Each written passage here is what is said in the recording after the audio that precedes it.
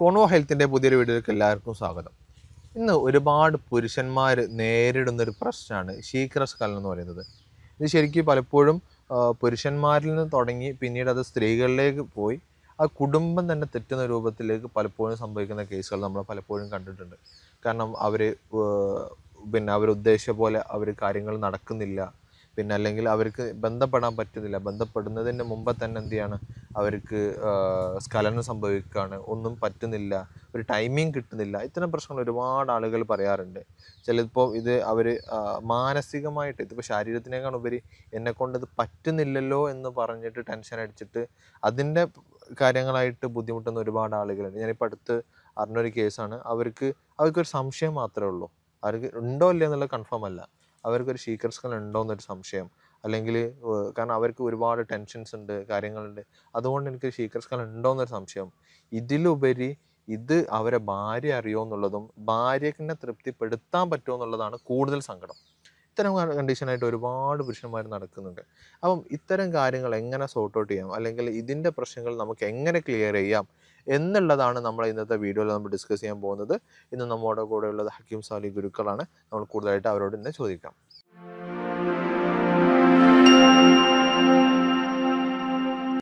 ഞാനിപ്പോൾ ആദ്യം തന്നെ സംസാരിച്ച പോലെ ശീഘ്രസ്ഖലനം ഇന്ന് ഒരുപാട് പുരുഷന്മാർ അനുഭവിക്കുന്ന ഒരു പ്രശ്നമാണ്. ബേസിക്കലി പുരുഷന്മാരിൽ തുടങ്ങി പിന്നീട് അത് സ്ത്രീകളിലേക്കും പിന്നെ അത് കുടുംബം തെറ്റുന്ന രൂപത്തിലേക്ക് വരെ പലപ്പോഴും ആവാറുണ്ട്. കാരണം പ്രോപ്പറായിട്ട് ഒരു ഇൻ്റർകോഴ്സോ അല്ലെങ്കിൽ സെക്ഷലോ ബന്ധമോ നടക്കുന്നില്ല.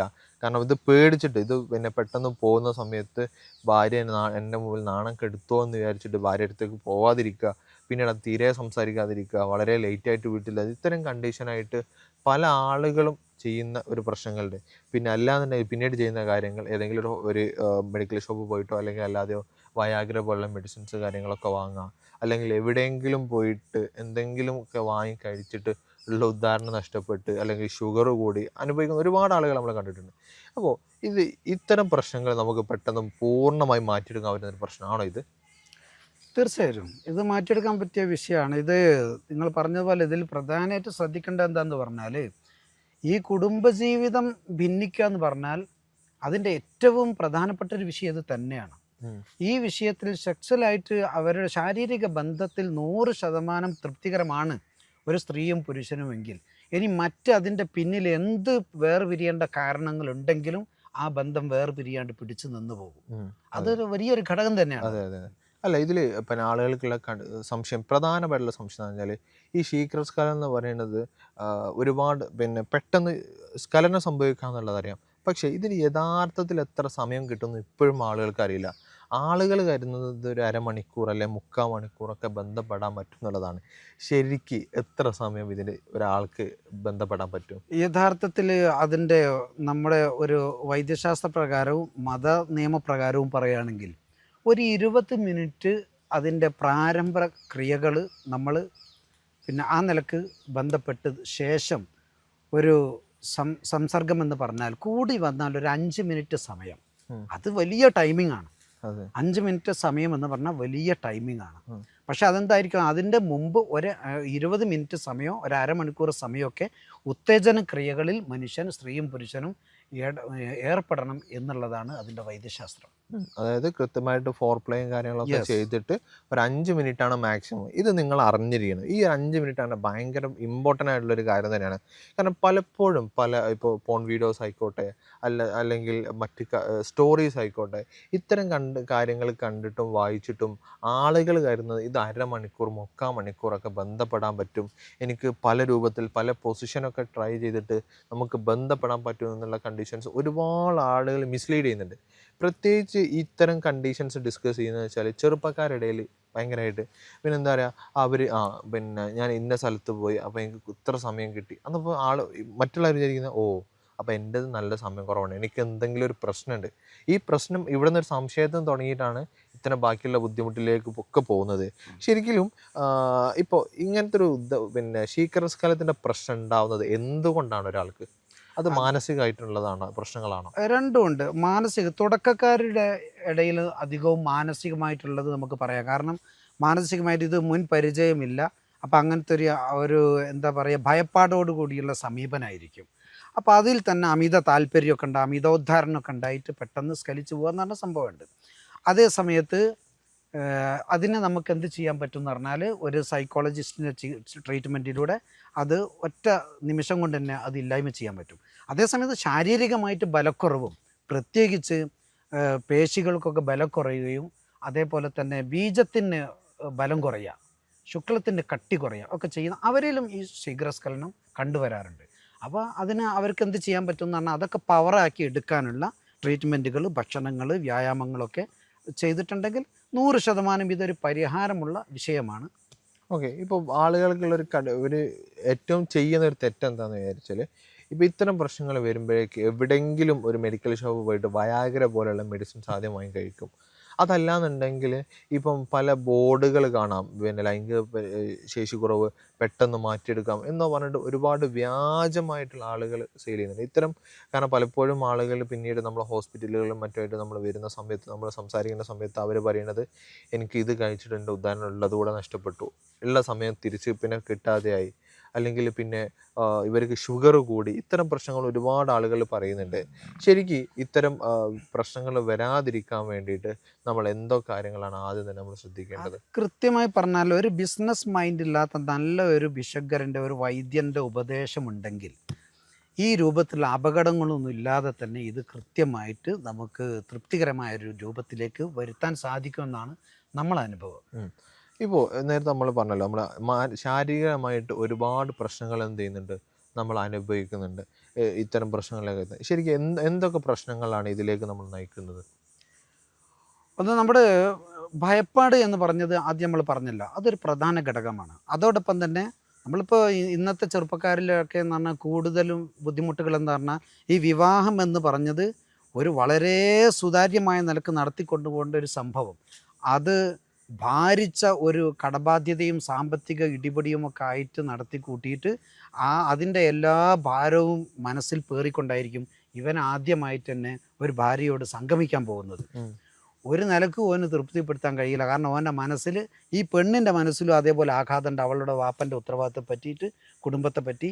പുരുഷനുമുണ്ട്. മാനസികമായിട്ട് ഈ സംഘർഷങ്ങളൊക്കെ ഒന്ന് ഒഴിവാക്കി വളരെ സന്തുഷ്ടമായി അങ്ങനെ ജീവിക്കണമെന്നുണ്ടെങ്കിൽ നമ്മുടെ വിവാഹത്തിൻ്റെ ആ തുടക്കം മുതൽ നമ്മൾ ആ ബെഡ്റൂമിലേക്ക് കടക്കുന്നത് വരെയുള്ള സമയം എന്തായിരിക്കണം, നമ്മൾ സംഘർഷമില്ലാതൊരു ജീവിത ശൈലി വേണം.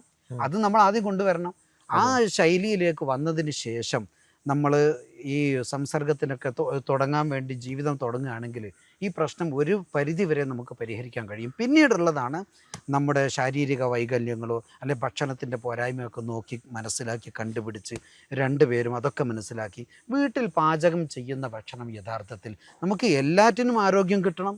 ഈ കുടുംബജീവിതത്തിനും സംഗമിക്കാനും ഒക്കെ ആരോഗ്യം കിട്ടുന്ന ഭക്ഷണങ്ങളാണ് നമ്മൾ രാവിലെ തന്നെ ചായ അല്ലെങ്കിൽ ബിസ്ക്കറ്റ് ഈ ഒരു ഇതൊക്കെ മാറ്റി വെച്ചിട്ട് രാവിലെ എന്ത് കഴിക്കണം, എനിക്കെന്ത് വേണം, മക്കൾക്ക് എന്ത് വേണം, ഭാര്യയ്ക്ക് എന്ത് വേണം, ഭർത്താവിന് എന്ത് വേണം, ഈ രൂപത്തിൽ മനസ്സിലാക്കി നമ്മൾ ഭക്ഷണത്തിൽ തന്നെ മാറ്റം വരുത്തുമ്പോൾ ഇതിനൊക്കെ ഒരുപാട് പരിഹാരങ്ങളാണ്. ഓക്കെ. ഇത്തരം പ്രശ്നങ്ങൾക്ക് നമ്മൾ കഴിക്കുന്ന ഭക്ഷണങ്ങൾ നെഗറ്റീവായിട്ടും ബാധിക്കാറുണ്ടോ? തീർച്ചയായിട്ടും നെഗറ്റീവായിട്ട് ബാധിക്കുക. രാവിലെ തന്നെ ഇത്തരം ബുദ്ധിമുട്ടുള്ള ഒരു വ്യക്തി, ഇനി ഇല്ലാത്ത വ്യക്തിയും അമിതമായിരിക്കുന്ന പഞ്ചസാരയുടെ ഉപയോഗം, അമിതമായ തേയിലയുടെ ഉപയോഗം, ഇത് എല്ലാ ദിവസവും ഇങ്ങനെ, പിന്നെ ചാക്രീൻ പോലെയുള്ള പദാർത്ഥങ്ങൾ അടങ്ങിയിട്ടുള്ള ബിസ്ക്കറ്റുകളൊക്കെ ഉണ്ടാവും, ക്രീമുകളൊക്കെ ഉണ്ടാവും. ഇതൊക്കെ നമ്മളിങ്ങനെ പതിവാക്കുമ്പോൾ എന്തായാലും ഒരു തേങ്ങയും ഈത്തപ്പഴവും കഴിച്ച ഗുണം അതുകൊണ്ട് കിട്ടില്ല എന്നുള്ളത് 100% ഉറപ്പാണല്ലോ. തേങ്ങയും ഈത്തപ്പഴവും കഴിച്ചിട്ട് രാവിലെ തന്നെ അവൻ കഴിക്കുകയാണെങ്കിൽ അതവന് പവർ കൂട്ടുന്നുണ്ടെങ്കിൽ നേരെ വിപരീത ഫലമാണ് സാധാരണ ഉപയോഗിക്കുന്ന ബിസ്ക്കറ്റും കട്ടൻ ചായയും എല്ലാവർക്കും അറിയാം. അപ്പം നമ്മളെ പ്രഭാത ഭക്ഷണം മുതൽ ഇതിനെ ഒക്കെ പറ്റിയ രൂപത്തിൽ നമ്മൾ ക്രമീകരിച്ചു കൊണ്ടുവരണം. ഓക്കെ. ഇപ്പോൾ ഇത്തരം പ്രശ്നങ്ങൾ ആളുകൾ ഈ വീഡിയോ നിർബന്ധമായിട്ട് കേൾക്കണം. നിങ്ങൾ ഒരുപാട് സംശയങ്ങൾ നമ്മൾ ഈ വീഡിയോയിൽ നമ്മൾ ക്ലിയർ ചെയ്യുന്നുണ്ട്. ഇപ്പോൾ ഇത്തരം പ്രശ്നങ്ങൾ നിങ്ങൾ അനുഭവിക്കുന്നുണ്ടെങ്കിൽ നമ്മൾ ഗുരുക്കളുടെ നമ്മൾ കൺസൾട്ടേഷൻ എടുക്കാവുന്നതാണ്. ഓൺലൈനായിട്ടും ഓഫ്ലൈനായിട്ടും കൺസൾട്ടേഷൻ അവൈലബിൾ ആണ്. അതിന് കൂടുതൽ വിവരങ്ങൾ അറിയുന്നുണ്ടെങ്കിൽ താഴെ കാണുന്ന നമ്പറിൽ കോൺടാക്ട് ചെയ്താൽ മതി. ഇപ്പോൾ നിങ്ങൾ പ്രത്യേകിച്ച് പുറത്തുള്ള ആളുകളാണ് എന്നുണ്ടെങ്കിൽ നിങ്ങൾക്ക് ഓൺലൈനായിട്ട് കൺസൾട്ടേഷൻ എടുക്കാവുന്നതാണ്. നിങ്ങൾക്ക് ആവശ്യമുള്ള കാര്യങ്ങൾ നിങ്ങൾക്ക് കൊറിയർ വഴി എത്തിച്ചു തരുന്നതുമാണ്. ഇപ്പോൾ നമുക്ക് ബാക്കി വീഡിയോയിലേക്ക് കടക്കാം. ഇപ്പോൾ നമ്മൾ ഇത്തരം ഒരുപാട് ഒഴിവാക്കേണ്ട ഭക്ഷണങ്ങൾ നമ്മൾ പറഞ്ഞു. ഇപ്പം ഇത്തരം പ്രശ്നങ്ങളുള്ള ആളുകൾ ഇവർക്ക് ഒന്ന് സമയം കൂടുതൽ കിട്ടാൻ വേണ്ടിയിട്ട് നമുക്ക് കഴിക്കേണ്ട ഭക്ഷണങ്ങളോ അല്ലെങ്കിൽ അതിന് നമുക്ക് വീട്ടിൽ തന്നെ ചെയ്യാൻ പറ്റുന്ന കാര്യങ്ങൾ എന്തൊക്കെയായിരിക്കും?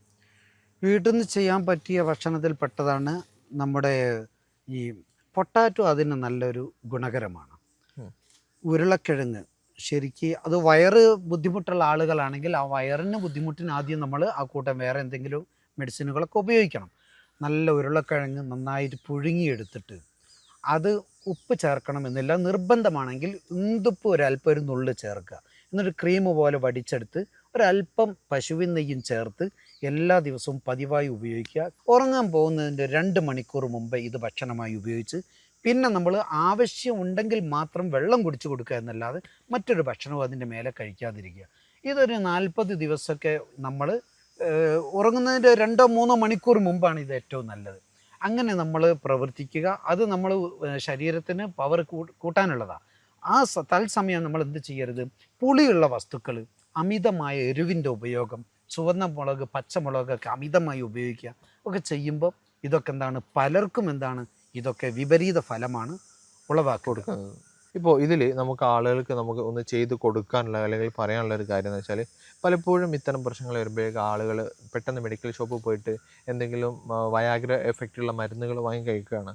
നമുക്ക് അതല്ലാതെ നമുക്കിപ്പം ബെഡ്റൂമിൽ കയറുന്ന സമയത്തിന് മുമ്പായിട്ട് എന്തെങ്കിലുമൊക്കെ കഴിക്കുകയാണെങ്കിലോ അല്ലെങ്കിൽ എന്തെങ്കിലും കാര്യങ്ങളൊക്കെ ചെയ്യുകയാണെന്നുണ്ടെങ്കിൽ ഇപ്പോൾ ഉള്ള ടൈമിനേക്കാണെങ്കിൽ കുറച്ചും കൂടെ കൂടുതൽ സമയം കിട്ടാൻ എന്തെങ്കിലും വഴിയുണ്ടോ? അങ്ങനെ എന്തെങ്കിലും കഴിക്കാൻ പറ്റും? തീർച്ചയായിട്ടും അതിന് ഒരുപാട് മാർഗ്ഗങ്ങളുണ്ടല്ലോ. ഭക്ഷണത്തിലൂടെയും നമ്മൾ നല്ല ഫലമുള്ള നല്ല പച്ചമരുന്നുകളിലൂടെയും ഒക്കെ നമുക്ക് എന്താക്കാൻ പറ്റും. മറ്റുള്ള ഈ കെമിക്കലുകൾ അടങ്ങിയ മരുന്നുകളൊന്നും അല്ലാതെ തന്നെ പ്രകൃതിപരമായിരിക്കുന്ന പച്ചമരുന്നുകളിലൂടെ നമ്മൾ ഉണക്കിപ്പൊടിച്ചൊക്കെ തയ്യാറാക്കിയ നല്ല മരുന്നുകളുണ്ട്. ഒരു കെമിക്കലും അതിനുണ്ടാവില്ല. അത് ചുരുക്കത്തിൽ പറഞ്ഞാൽ നമ്മൾ അഥവാ ഒരു ലേഹ്യമോ മറ്റോ ഉണ്ടാക്കണമെങ്കിൽ തന്നെ നല്ല പ്യുർ തേനായിരിക്കും അതിന് ഉപയോഗിക്കുക. കാരണം പ്രിസർവേറ്റീവ് ഒന്നും ഇല്ലാതെ കേടാകാതെ സൂക്ഷിക്കണമെങ്കിൽ അത് വേണ്ടി വരും. ഈ രൂപത്തിൽ അല്ലെങ്കിൽ ജലാംശമൊക്കെ വറ്റിച്ച് ശരിക്കും ഉണക്കിപ്പൊടിച്ച് പൗഡറുകളാക്കിയിട്ടുണ്ടാവും, യാതൊരു കെമിക്കലും ഇല്ലാതെ. അങ്ങനെ ശരീരത്തിന് ഒരു ദോഷവും ഇല്ലാത്ത ഒരുപാട് മുറകൾ ഇതിനുണ്ട്. പക്ഷേ ജനങ്ങൾക്ക് അത് അറിയാത്തത് കൊണ്ടാണ്. ജനങ്ങളിലേക്ക് അത് എത്തിക്കുമ്പോൾ ഒരു സമൂഹത്തിൻ്റെ തകർച്ച തന്നെ ഇല്ലാതെ സുരക്ഷിതമായിട്ട് കുടുംബജീവിതം മുന്നോട്ട് കൊണ്ടുപോകാൻ അവർക്ക് സാധിക്കും. ഓക്കെ, നമുക്ക് അങ്ങനെ എന്തൊക്കെയാണ് നമുക്ക് അവർക്ക് സജസ്റ്റ് ചെയ്ത് കൊടുക്കാൻ പറ്റുന്നത്? നമുക്കത് പിന്നെ നമ്മൾ തന്നെ തയ്യാറാക്കിയ ചില പച്ചമരുന്നുകളുണ്ട്. അത് പിന്നെ നമ്മുടെ അടുത്ത രോഗീനൊക്കെ നോക്കിയിട്ട് അല്ലെ വിവരങ്ങളൊക്കെ ഓരോ വ്യക്തികളുടേതും കേട്ട് മനസ്സിലാക്കി അവർക്ക് നമ്മൾ നിർദ്ദേശിക്കുന്നതാണ്. പിന്നെ ഭക്ഷണത്തിൽ പിന്നെ നല്ല അറാറോട്ട് ഉപയോഗിക്കുക, കൂവപ്പൊടി ഉപയോഗിക്കുക, നല്ല പശുവിന് ഉപയോഗിക്കുക. ഞാൻ പറഞ്ഞല്ലോ ഈ ഒരു പൊട്ടാറ്റോൻ്റെ സംഭവം പറഞ്ഞല്ലോ, അതൊക്കെ വളരെ ഗുണമുള്ളതാണ്. ഓക്കെ. ഇപ്പോൾ പല ആളുകളും പറയാറുണ്ട് പിന്നെ ഉദാഹരണ പ്രശ്നമുള്ള ആളുകൾക്ക് പിന്നെ മുരിങ്ങ നല്ലതാണ്. പക്ഷേ ശീഘ്രസ്ഖലനമുള്ള ആളുകൾക്ക് മുരിങ്ങ അത്ര നല്ലതല്ല എന്നുള്ളത്. അത് ശരിയാണോ? മുരിങ്ങ എല്ലാവർക്കും ഉപയുക്തമാണ്. അതേസമയം നമ്മൾ ഉപയോഗിക്കുന്ന ശീഘ്രസ്ഖലനമുള്ള ആളുകൾ മുരിങ്ങ എങ്ങനെ ഉപയോഗിക്കണമെന്നുണ്ട്. ശീഘ്രസ്ഖലനമുള്ള ആൾ ശരിക്കും മുരിങ്ങ ഉപയോഗിക്കേണ്ടത്, മുരിങ്ങ ശരിക്കും സൂപ്പാക്കണം. സൂപ്പാക്കിയിട്ട് അതിൽ പശുവിൻ നെയ്യ് ചേർത്തിട്ട് വേണം അത് ഉപയോഗിക്കുക. പശുവിൻ നെയ്യിലൊന്ന് വറവ് ചെയ്യുക, തൂമിക്കുക എന്നൊക്കെ പറയും പണ്ട്. ആ രൂപത്തിൽ ഇപ്പോൾ ഒരു മുരിങ്ങക്കായ എടുത്തിട്ട് ഫോർ എക്സാമ്പിൾ പറഞ്ഞാൽ ഒരു മുരിങ്ങക്കായ എടുത്ത് നല്ലോണം തറച്ച് അത് ചുരണ്ടി കളയേണ്ട കാര്യമല്ല. നല്ലോണം കഴുകി തറച്ചതിന് ശേഷം ഒരു കൂടുതൽ വെള്ളത്തിൽ വെക്കുക. ഇപ്പോൾ ഒരു 1/2 ലിറ്റർ വെള്ളത്തിൻ്റെ അകത്ത് നന്നായി വേവിച്ച് സൂപ്പ് പോലെ ആക്കുക. അപ്പോൾ അവസാനം ഒരു ഗ്ലാസ്സോ 1/2 ഗ്ലാസ്സോ വെള്ളം നമുക്ക് കിട്ടുക. ശരി, ആ സൂപ്പ് ഒരു ടീസ്പൂൺ പശു നെയ്യ് ചേർത്ത് വറുത്തിട്ട് വറവ് ചെയ്തിട്ട് അത് ഉപയോഗിക്കട്ടെ. അപ്പോൾ അത് ശീഘ്രസ്ഖലനക്കാർക്കും പറ്റും. അത് പിന്നെ അല്ലാത്തവർ അത് ഉപയോഗിക്കുമ്പോൾ അതിൻ്റേതായിരിക്കുന്ന മുരിങ്ങ അസാധ്യ ചൂടുള്ള സാധനമാണ്. ആ ചൂടിൻ്റെതായ സൈഡ് എഫക്റ്റുകളൊക്കെ ഉണ്ടാകും. ഏതൊരു ഭക്ഷണ പദാർത്ഥത്തിനും അതിൻ്റേതായിരിക്കുന്ന ഗുണവും ദോഷവും ഉണ്ടല്ലോ. ഇപ്പോൾ നമുക്ക് ഇത്തരം അവർക്ക് കുറച്ചൊരു നല്ലൊരു പവർ കിട്ടാൻ വേണ്ടിയിട്ട് ഈ പഴങ്ങൾ എന്തെങ്കിലുമൊക്കെ നമ്മൾ കഴിക്കുന്നത് നല്ലതായിരിക്കും. എല്ലാ രൂപത്തിലുള്ള വാഴപ്പഴങ്ങളും ഇതിന് നമ്മളെ ശുക്രത്തിന് വർധനവും പവറും കൊടുക്കുന്നതാണ്. പ്രത്യേകിച്ച് നമ്മുടെ നേന്ത്രപ്പഴം നന്നായി പഴുത്ത് നല്ലോണം പഴുത്ത് പാകമായത് അത് നമ്മൾ റോസ്റ്റാക്കി നെയ്യ് ഉപയോഗിച്ച് കഴിക്കുക. അങ്ങനെയാണെങ്കിൽ അവർക്ക് വളരെയധികം ഗുണമുള്ളതാണ്. നന്നായി പഴുത്ത തൊലി കറുത്ത പഴമാണ് അതിന് ഏറ്റവും ഗുണം. ഓക്കെ. അപ്പോൾ നമ്മൾ ഒരുപാട് കാര്യങ്ങൾ നമ്മളിപ്പോൾ എന്ത് ചെയ്തിട്ടുണ്ട്, ഡിസ്കസ് ചെയ്തിട്ടുണ്ട്. ഇതിൻ്റെ കാരണങ്ങൾ എന്താണ്, ഇത് നമ്മൾ എന്തൊക്കെ ചെയ്താൽ ഇതിനെ നമുക്ക് പൂർണ്ണമായി മാറ്റിയെടുക്കാൻ പറ്റും, എന്തൊക്കെ നമുക്ക് ഇതിന് ചെയ്യരുത് എന്നുള്ള വിഷയങ്ങളൊക്കെ നമ്മൾ ഡീറ്റെയിൽ ആയിട്ട് നമ്മൾ സംസാരിച്ചിട്ടുണ്ട്. അപ്പോൾ നിങ്ങൾക്ക് ഇത്തരം പ്രശ്നങ്ങൾ നിങ്ങൾ അനുഭവിക്കുന്നുണ്ടെങ്കിൽ നമ്മൾ ഗുരുക്കളുടെ ഓൺലൈൻ ആൻഡ് ഓഫ്ലൈൻ കൺസൾട്ടേഷൻ എടുക്കാവുന്നതാണ്. ഓൺലൈനായിട്ടും ഓഫ്ലൈനായിട്ടും കൺസൾട്ടേഷൻ അവൈലബിൾ ആണ്. ഇപ്പോൾ പുറത്തുള്ള ആളുകളോ അല്ലെങ്കിൽ ദൂരെയുള്ള സ്ഥലത്തുള്ള ആളുകളാണെന്നുണ്ടെങ്കിൽ നിങ്ങൾക്ക് ഓൺലൈൻ കൺസൾട്ടേഷൻ എടുക്കാവുന്നതാണ്. അപ്പോൾ കൂടുതൽ വിവരങ്ങൾ അറിയാൻ താഴെ നമ്പറിൽ കോൺടാക്ട് ചെയ്താൽ മതി. മറ്റൊരു വീഡിയോ ആയിട്ട് നമുക്ക് വീണ്ടും കാണാം. Thank you.